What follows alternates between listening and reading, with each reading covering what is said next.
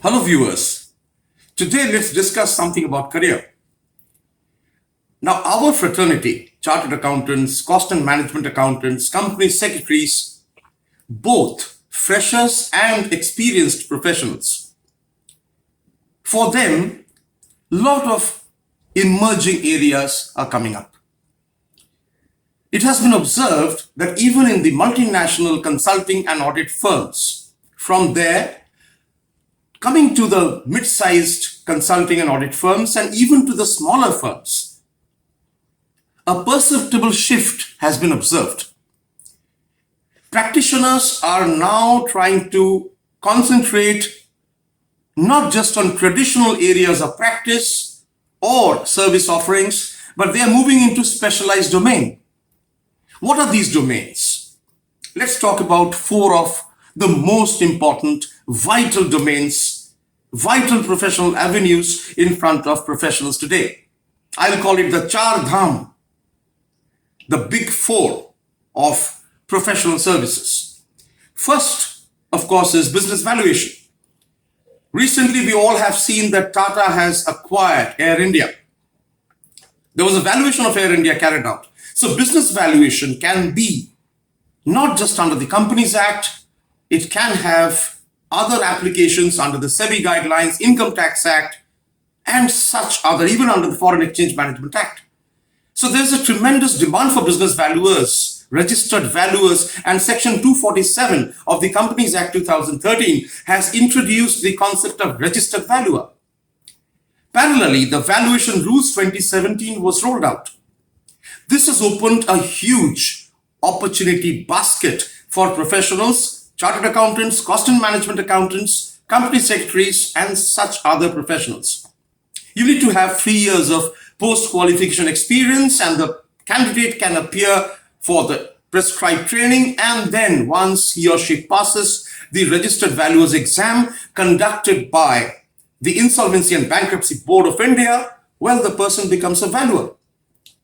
And if we see, the Institute of Chartered Accountants of India is one of the first institute in the Asia Pacific to introduce high quality valuation standards, which are aligned with the international valuation standards. And these are compulsory for all chartered accountants. These are mandatory for chartered accountants from the year 2018 when they carry out any valuation under the Companies Act 2013.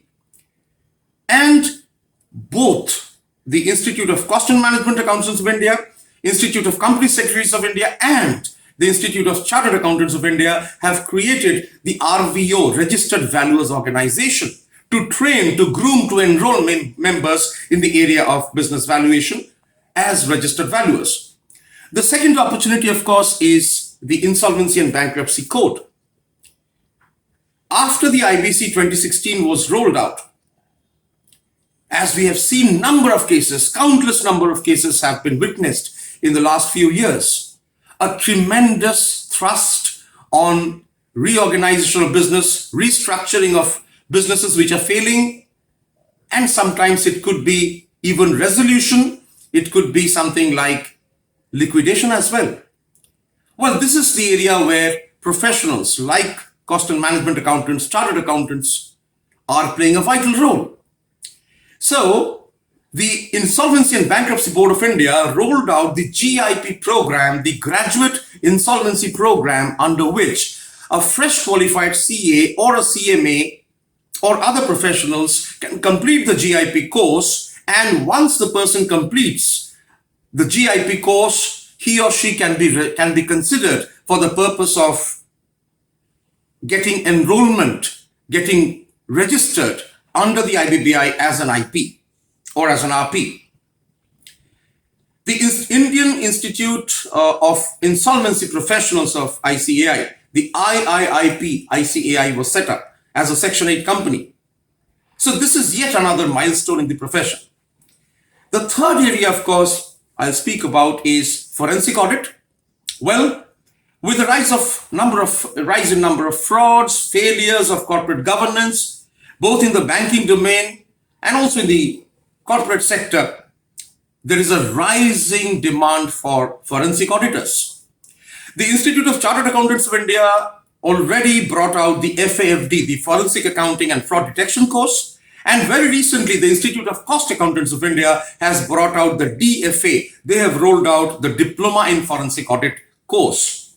So this is a blessing for members, especially young members who want to specialize in the area of forensic audit. And the Institute of Chartered Accountants of India additionally has framed number of forensic audit standards, which are known as FAIS, Forensic Accounting and Investigation Standards. And these have been framed in the year 2020. These are, as of now, recommendatory in nature. Lastly, I'll talk about IS audit, Information Systems Audit. ERP implementation, companies going digital, especially as an effect, as an aftermath of the pandemic.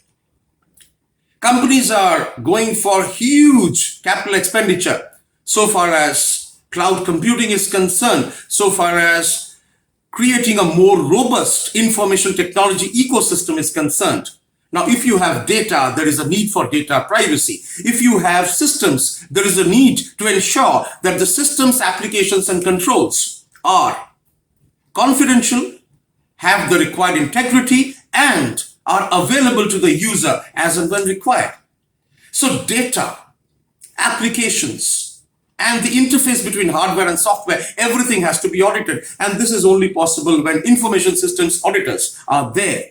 The Institute of Chartered Accountants of India's flagship course is the DISA, and now the Institute of Cost Accountants of India this year has already rolled out the first batch of DISSA, Diploma in Information Systems Security Audit.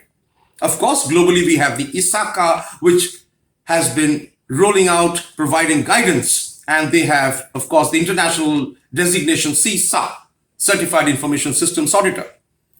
So technology consulting, both in the area of IS audit and cybersecurity, is attracting a lot of attention throughout the world. And this is where the Indian professionals are also moving.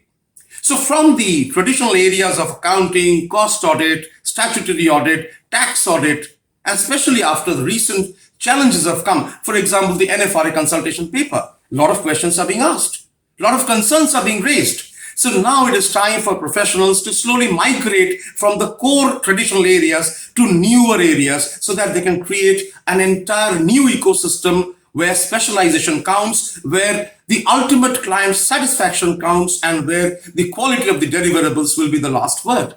So these are the four areas: forensic audit, information systems audit, insolvency and bankruptcy code, and of course, the area of business valuation.